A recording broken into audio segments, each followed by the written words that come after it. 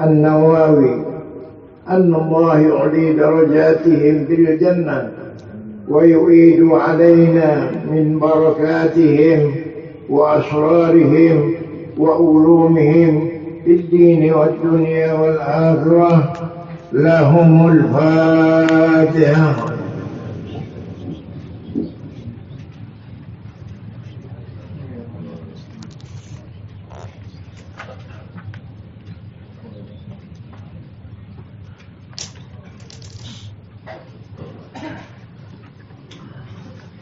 Bismillahirrahmanirrahim. Alhamdulillah rabbil alamin. Wassalatu wassalamu ala asyrafil anbiya wal mursalin sayyidina Muhammadin wa ala alihi wa sahbihi ajma'in. Qala al-Imam An-Nawawi rahimahullah nafa'ana bi ulumih. Hadis tadi surah Isyurun, hadis yang ke-23 dari Al-Arba'in An-Nawawiyah. An Abi Malik Al-Haris bin Asim Al-Ash'ari radhiyallahu anhu qala qala Rasulullah sallallahu alaihi wasallam at-tuhur nisful iman walhamdulillah tamla'ul mizan subhanallah walhamdulillah tamla'ani atau tamla'u ma baina as-sama wal ardh. As-salatu nur was-sadaqatu burhan was-sabru diya wal Qur'anu hujjatun laka aw alayka aw hujjatun alayk. Kullun nas yabdu baba'i'un nafsahu famu'ajjibuha aw mubiquha. Rawahu Muslim. Ke-23 dari Arba'in dari Abi Malik Al-Haris bin Asim Al-Ash'ari radhiyallahu anhu berkata, dia bersabda Rasulullah SAW, bermula bersuci itu adalah bagian daripada iman. Alhamdulillah memenuhi akan mizan timbangan, dan subhanallah dan alhamdulillah memenuhi keduanya itu, atau memenuhi antara langit dan bumi. Bermula sembahyang itu adalah nur, sedekah adalah burhan, sabar adalah dia, dan Quran itu menjadi hujjah bagi engkau atau menjadi hujjah atas engkau. Tiap-tiap manusia itu berangkat pergi menjual dirinya, maka dia memerdekakan akan dirinya atau mencelakakan akan dirinya. Hadis riwayat Imam Muslim. Dari Abi Malik, perawi hadis ini, nama beliau adalah Haris bin Asim, sahabat Rasulullah SAW Al-Ash'ari. Di dalam riwayatnya bahwa Haris bin Asim ini adalah seorang sahabat Rasulullah SAW yang mana beliau ini wafat kena penyakit taun. Satu malam itu beberapa tokoh sahabat yang wafat, antara lain Mu'adz bin Jabal pada malam itu juga, Abu Ubaidah malam itu juga, karena pada musim itu ada penyakit yang namanya taun, banyak yang wafat sahabat dengan penyakit itu. Di antaranya yang wafat tadi adalah perawi hadis ini, yaitu Al-Haris bin Asim Al-Ash'ari. Al-Ash'ari itu adalah menunjukkan beliau ini zuriyat, keturunan daripada orang Yaman. Orang Yaman. Jadi ada yang bernama Asy'ar. Namanya Asy'ar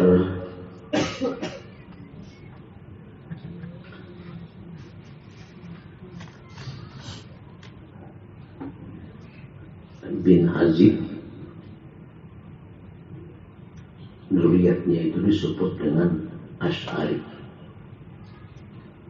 Bukan berarti yang dimaksud dengan penganut seperti kita Asy'ari. Kita ini Asy'ari juga, tapi bukan berarti keturunan daripada Asy'ar tadi, tapi kita ini adalah akidah Asy'ariyah, sehingga kita disebut ini juga Asy'ari.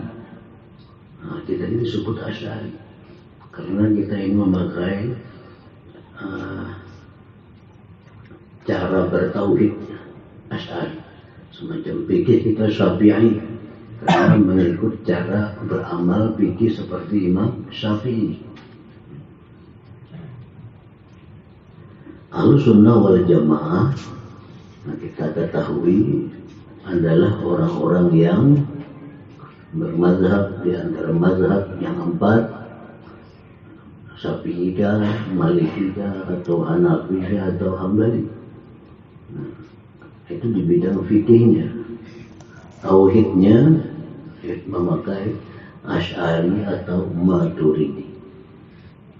Artinya cara memahami tentang ketuhanan seperti cara yang dipahami oleh Imam Asy'ari dan Maturidi.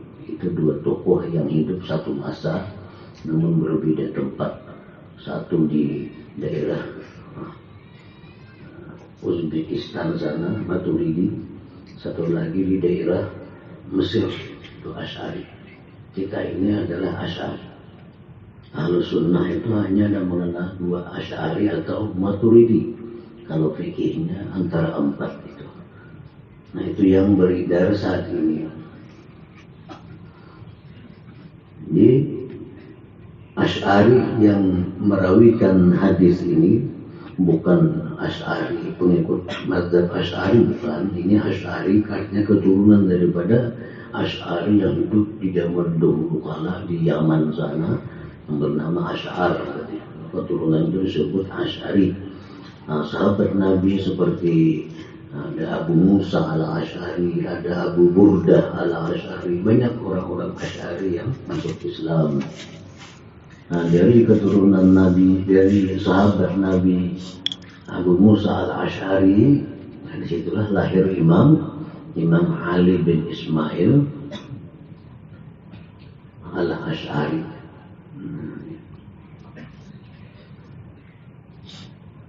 Grupuan Asy'ari. Abi Malik, nama beliau Al-Haris bin Asim Al-Asy'ari, artinya orang kabilah Asy'ari. Bukan artinya mazhab Asy'ari, bukan. Karena Imam Asy'ari yang kita mazhab itu hidup di abad 3 Hijriah, 300 tahunan sesudah Nabi kita wafat. Nah, ini mazhab kita Asy'ari ini. Ada sejak zaman dahulu sebelum Nabi. Nah, Asy'ari yang ini, Asy'ari radhiyallahu anhu. Beliau berkata, bersabda Rasulullah SAW, hadis yang panjang. Pertama, ujar Nabi kita, at-tuhur syatrul iman.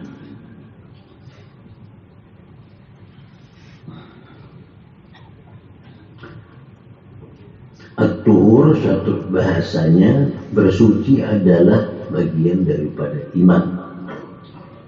Itu langsung diartikan dengan wudu. Wudu itu adalah bagian daripada iman.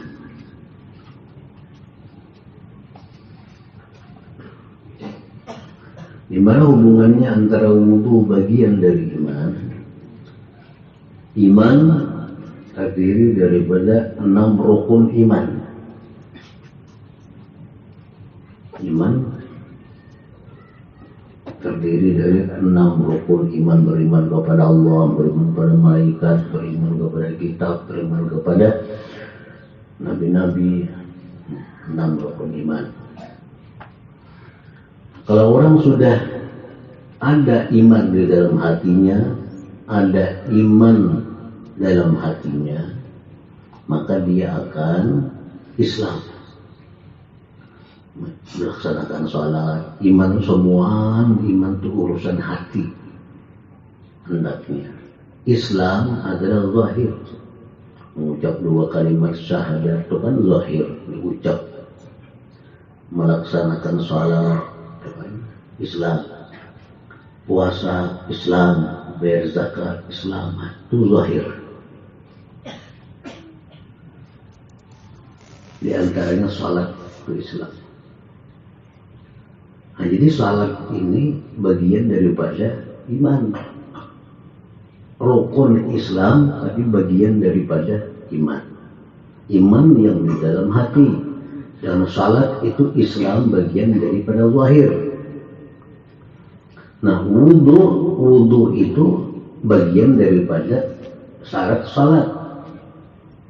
Kalau kita ada berwudu, kita ada kawal salat. Jadi wudu itu bagian daripada syarat sembahyang. Nah, lalu diringkas menjadi al-wudu, nah, adalah bagian daripada keimanan. Itu hubungannya. Jadi wudu ini ada bagian daripada salat, salat ada bagian daripada iman.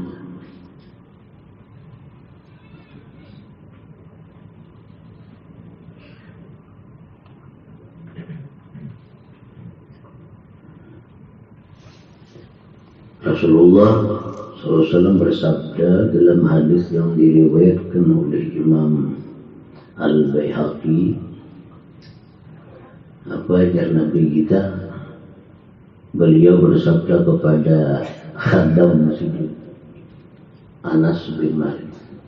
Anas bin Malik itu khadam Nabi. Nah, hidupnya kalau Nabi itu Pak khadam.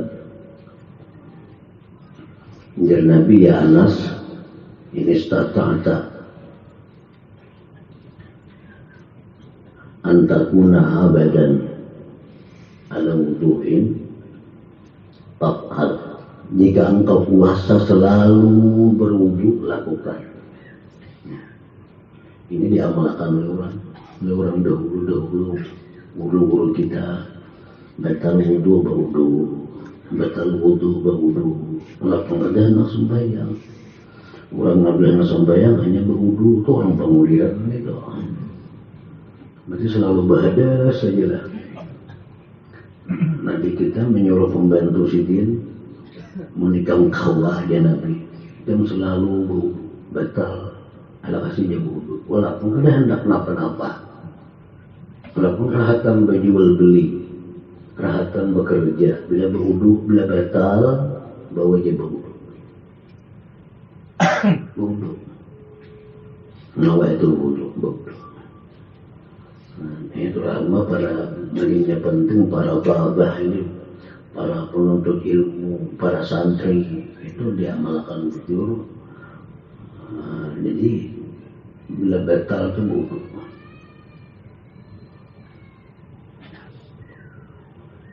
Karena Nabi berpesan kepada khadam sidin, bila ikam batal berwudu.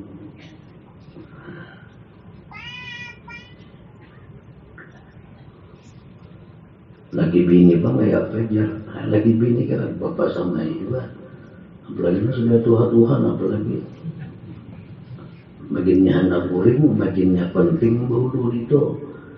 Agar kita hendak mati bang, kuring itu kan adingnya mati, an-naum akhul maut ya. Guring itu dan sanak lawan mati. Berarti guring mati ya, kalau guring mati, kalau mendengar apa-apa digarap pada ide-ide, itu guring mati kan ya.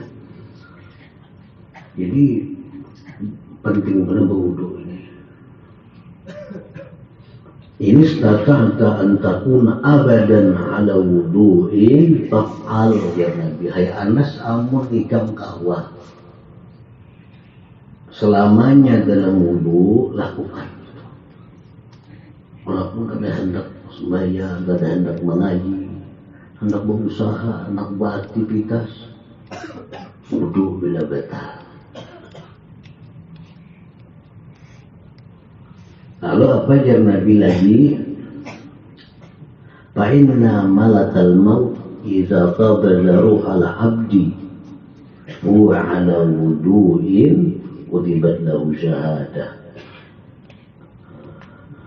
Bahwasanya malaikat maut itu apabila mencabut nyawa seorang hamba dia dalam keadaan wudu, maka ditulis bagi hamba tersebut syahadah, artinya mati syahid.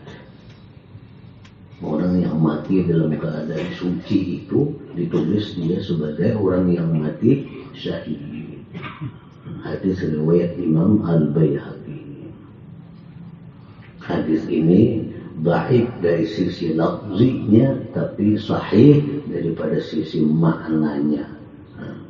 Lafaz itu memang dhaif hadis ini, tapi maknanya itu biar ulama sahihun sahih. Ini artinya patut untuk diamalkan.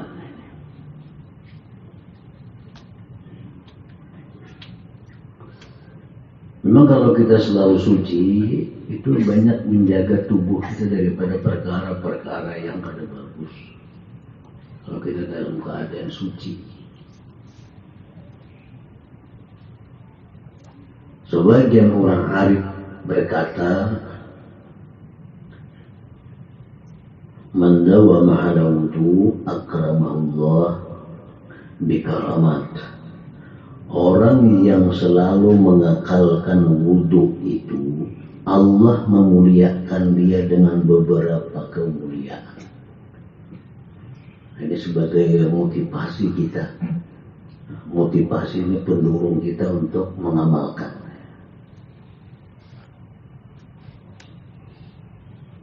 Pertama, tarawabul malaikah ala suhbati.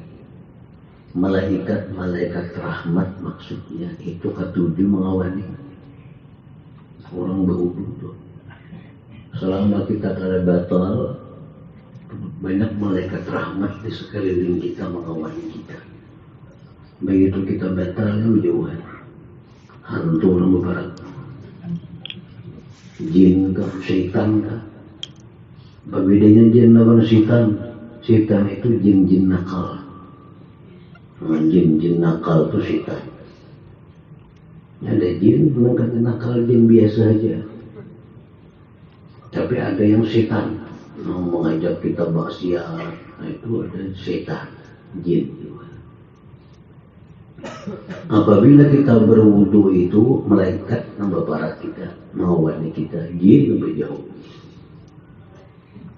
Itu hanya dilihat oleh orang-orang yang diberi Allah ketajaman mata hatinya.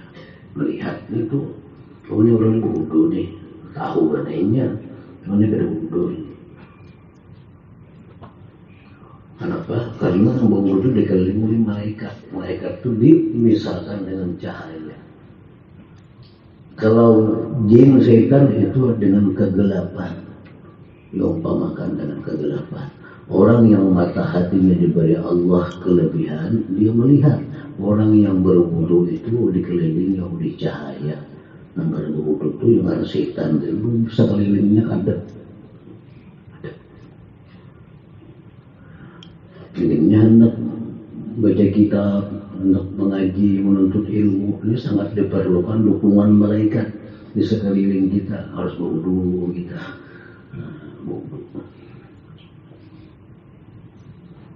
Yang pertama itu. Yang kedua, keuntungannya berwudu itu la yazalul qalam ratban bikatbi hasanati. Senantiasa kalam itu basah dengan menulis pahala-pahalanya sawabi. Selama ini kada batal, terus ditulis oleh Allah. Ini selalu orang baik suci. Kada berhenti malaikat menulis. Artinya memberarti semua lawan timbangan amal kita. Yang ketiga apa disebutkan? wa tusabbihu a'dha'uhu wa jawarihu. Anggota-anggota kita ini, mata, telinga, tangan, selama kita suci itu dia bertasbih kepada Allah, bertasbih kepada Allah.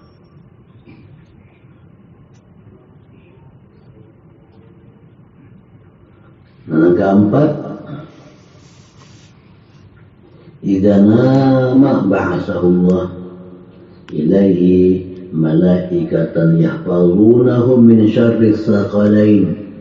Apabila dia tidur dalam keadaan wudu, maka Allah mengirim malaikat yang menjaga dia daripada kejahatan-kejahatan jin dan manusia. Orang yang tidurnya dalam keadaan suci itu dijaga oleh malaikat-malaikat daripada kejahatan-kejahatan jin dan manusia. Ini apalagi anak guring, makin penting kita berwudu. Kata kaum amalakan ini amalakan bertahap. Yang dulu kami diajari seminggu sekali barang dulu. Yang seminggu itu ada guring yang berwudu. Nah, anu bini sebagai saya guring karena anu berwudu guring. Jumat ke sekali barang dulu. Hanya kena bertahap supaya selalu berwudu hendak guring gitu. Karena waktu kita guring di berwudu, kita dijaga oleh malaikat Allah Subhanahu wa Ta'ala. Ada yang mengawal kita. Di saat mata telinga kita kasih berfungsi, ada yang menjaga kita. Nang kada berwudu bang, dijaga juga cuma lain dengan penjagaannya ini. Lain. Imam Ghazali dalam Ihya Ulumuddin menyebutkan di situ ada hadis idza nama al-'abdu 'ala taharah, apabila seorang hamba itu guring tidur dalam keadaan suci, urija biruhi ilal aras, ruhnya orang guring dalam keadaan suci itu dinaikkan Allah. Artinya roh itu dipintangkan ke aras Allah, dipintangkan ke aras Allah. Bahkan tu'yahu sadikah, maka mimpi-mimpi orang yang tidurnya dalam keadaan wudu, mimpinya itu sadikah, bujur. Mimpinya itu bujur. Artinya apa? Mimpi orang itu kawan ditakwil. Bila orang itu guringnya dalam keadaan hadas, kada wudu bermimpi, itu mimpinya adalah bunga-bunga tidur, la tasduq, kada benar. Mimpi dapat duit, bolehlah guringnya, kada ya dustainya itu. Tapi bila berwudu guringnya itu diperhitungkan.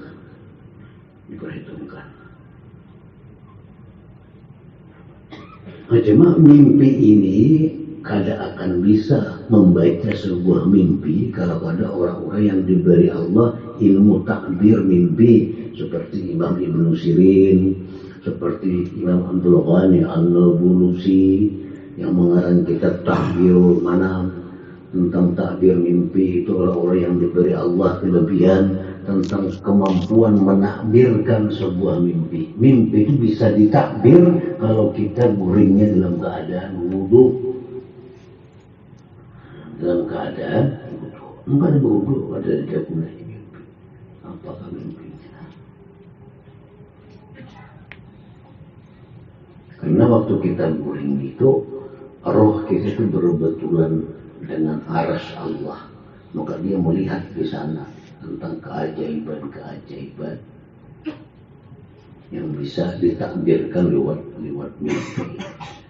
Ini perlu kita guring wudu, karena kalau selalu adalah dalam sehari ini kita guring dalam keadaan wudu. Sudah guring kedua kali sehari, siang malam, siang pada malam kita wudu guringnya ada. Yang keempat, kelebihan itu wudu tadi, kita dijaga oleh malaikat.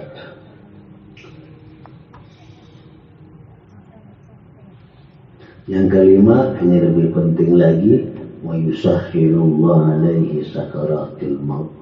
Allah mudahkan dia sakaratil maut. Nah, orang yang selalu berwudu itu dimudahkan dia sakaratil maut.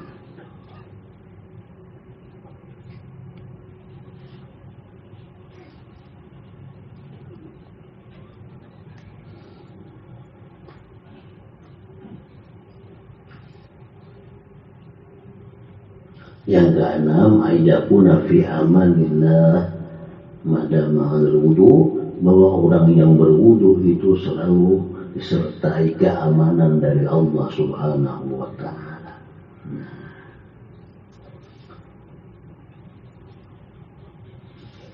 Jadi jar Nabi tadi apa? Yang pertama, at-tuhur syatrul iman. Berwudu itu adalah bagian daripada keimanan. Bagian daripada keimanan.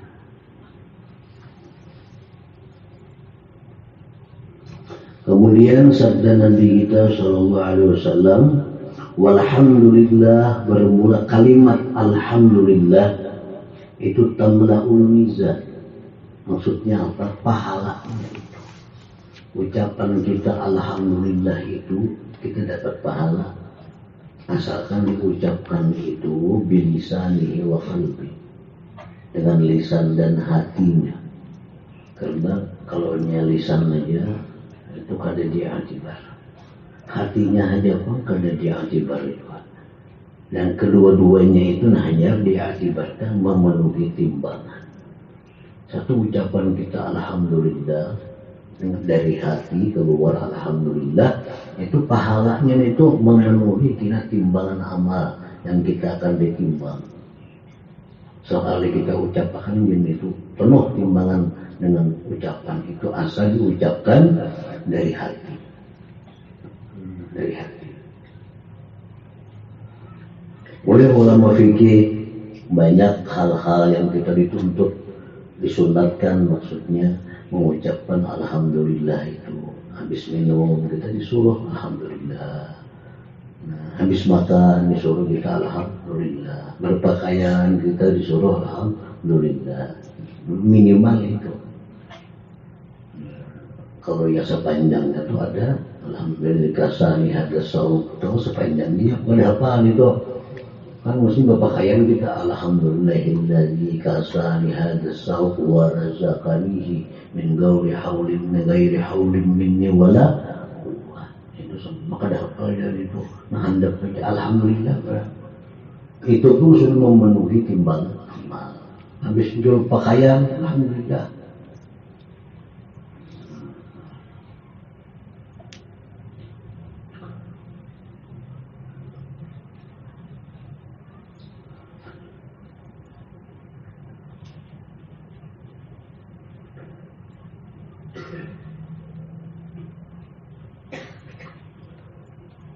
Wa subhanallah walhamdulillah, dan subhanallah alhamdulillah, itu kedua-duanya itu memenuhi antara langit dan bumi pahalanya.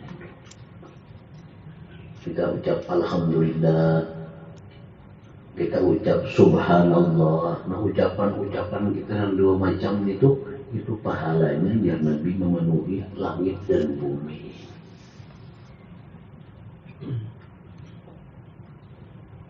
Ya, habis sembahyang itu bertambah gitu, subhanallah, subhanallah, alhamdulillah, alhamdulillah, alhamdulillah.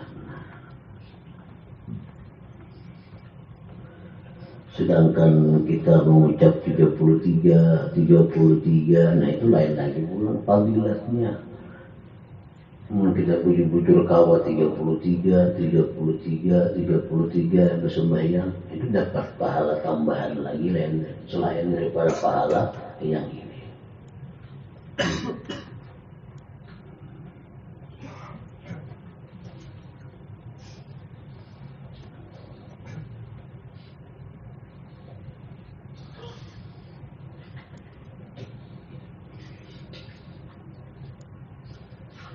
Nah, kemudian lagi wassalatu nurun, artinya salat sembahyang itu adalah nur. Oleh para ulama diartikan sembahyang itu artinya nur, cahaya. Artinya apa? Tunawwiru wajha sahibiha wa qalbah wa takunu lahu nuran fil kabrihi wa hasyrih. Sembahyang itu ujar Nabi adalah cahaya yang menerangi akan wajah orang yang sembahyang itu dan menerangi hati orang yang sembahyang itu. As-salat nurun, artinya apa? Yunawwiru, menerangi akan orang yang sembahyang itu wajahnya dan hatinya, dan adalah dia itu menerangi di kuburnya dan di mahsyarnya.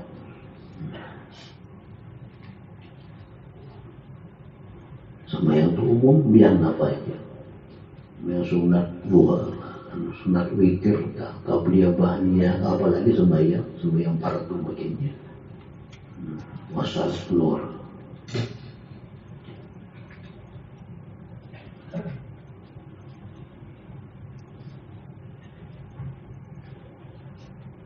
Lalu ya Nabi kita lagi wassadaqatu burhanun. Sedekah itu adalah burhan, dalil. Sedekah itu ujar Nabi dalil. Sedekah itu ada dua, ada wajibah, wajib seperti zakat. Ada sedekah itu yang mandubah sunat seperti sedekah biasa. Nah pokoknya sedekah itu burhanun, dalil. Dalil apa? Dalilun alal iman, dalil atas iman seseorang. Orang kada beriman kada nyuk sedekah. Sedekah itu burhan, arti dalilun alal iman.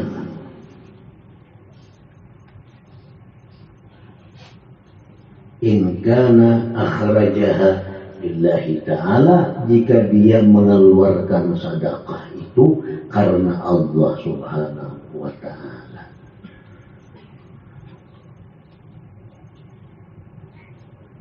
Sedekah, sampai pentingnya sedekah ini dijadikan oleh Allah rukun Islam. Bila ada rukun adanya, ada penting, ada dibuat dalam rukun Islam itu Pak. Jadi sedekah berarti penting benar sebagai rukun Islam ini. Ya, orang kada bersedekah itu kada Islam artinya. Rukun Islam itu sembahyang, puasa, sedekah, zakat masuk sedekah.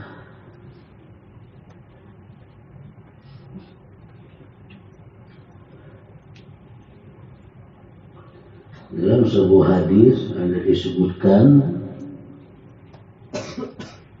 Rasulullah SAW bersabda,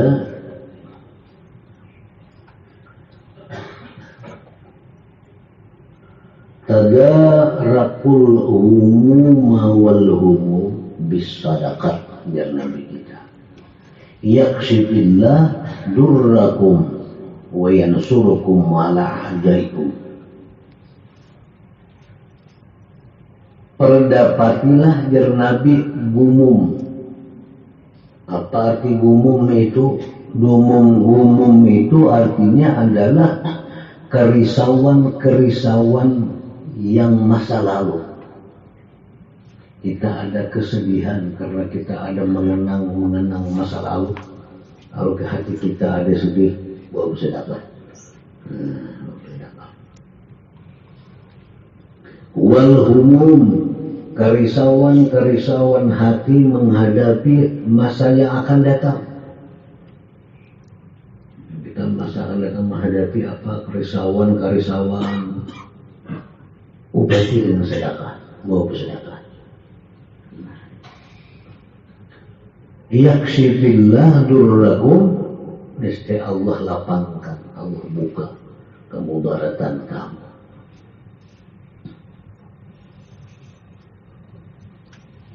Wa yansurkum ala adaikum, dan sedekah itu ujar Nabi kita menolong kalian atas musuh-musuh kalian.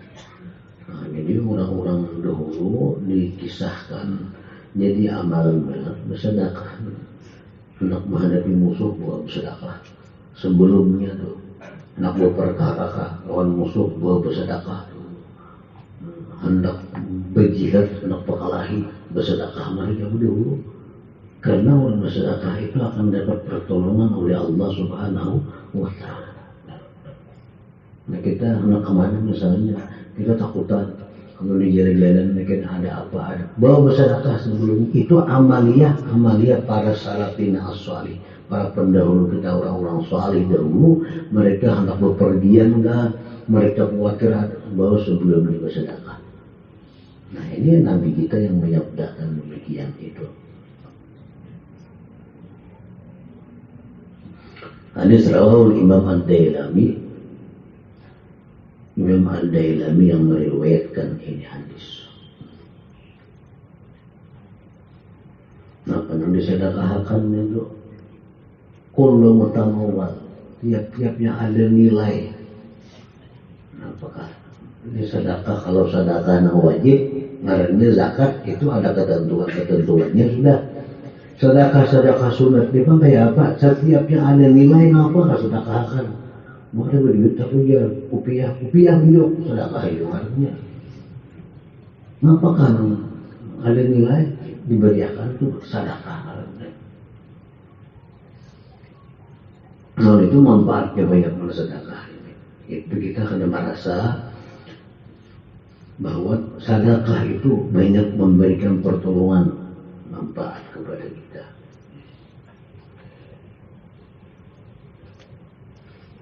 Lalu jangan kita lagi wasabru dia, dan bermula kesabaran itu adalah dia cahaya juga artinya. Nur cahaya juga. Apa bedanya? Nah, kalau nur itu cahaya, kalau dia cahaya juga, namun dia bisa membakar akan sesuatu itu dia. Ini kita singkar misalnya, akibat kita singkar bisa terbakar kan kita singkar itu dia. Kalau cahaya tinggal tarang malah aja, tapi kalau dia ini cahaya yang bisa membakar dia. Nah, itu sabar. Wasabru dia pun, kesabaran itu adalah dia.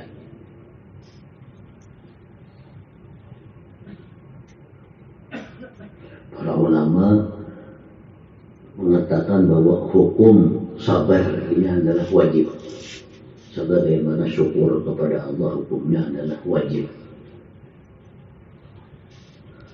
Sabar terbagi banyak. Ada mengatakan 4, ada mengatakan 5. Semua ini wajib kita bersifat dengan sabar. Dan sabar ini hanya ada dalam agama kita Islam. Agama lain tidak ada sabar. Sabar yang pertama itu adalah as-sabru ala ta'at. Sabar menghadapi taat kepada Allah. Kayak apa sabar menghadapi taat kepada Allah ini? Mendatangkan taat itu dengan sempurna. Berarti sabar dalam ketaatan.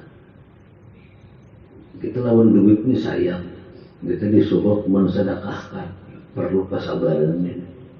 Sabar ini sabar dalam melawan nafsu. Sabar dalam melawan nafsu, dan kada senang, kada suka dengan sedekah itu. Sabar dalam berbuat taat. Sembahyang itu bila kada sabar, kada sah sembahyangnya. Sabar sembahyang bila kada sabar kada sah. Sebagaimana puasa bila kada sabar kada sah puasanya. Sabar nih dalam hal menjalankan perintah Allah itu diwajibkan dijalankan perintah Allah dengan sabar. Sabar melakukan taat, artinya mendatangkan sebuah taat itu dengan sempurna.